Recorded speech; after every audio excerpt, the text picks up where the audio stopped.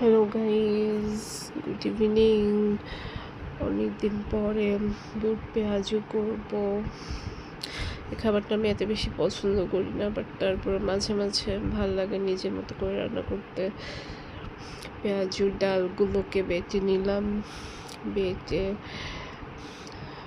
মশলা, পেঁয়াজ, কাঁচামরিচ সব কিছু দিয়ে মেখে পেঁয়াজু করলাম।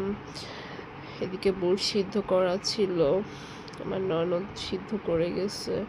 সো বুটগুলোকে বের করলাম ডিপ ফ্রিজ থেকে, বের করে আলু সিদ্ধ করে আলুর মধ্যে মশলা, পেঁয়াজ, কাঁচামরিচ সব কিছু দিয়ে বুটটা দিয়ে দিলাম। একটু ঝোল ঝোল করে রান্না করলে বুটটা অবশ্য মজা লাগে, শুকনা একদমই বুট খেতে ভাল লাগে না।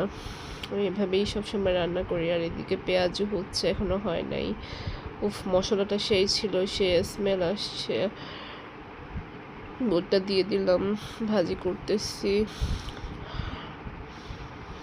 এরপর নেড়ে ঢেকে দিয়েছি, পেঁয়াজও হয়ে গেছে। কিছুক্ষণ পরে দেখলাম বুটও হয়ে গেছে।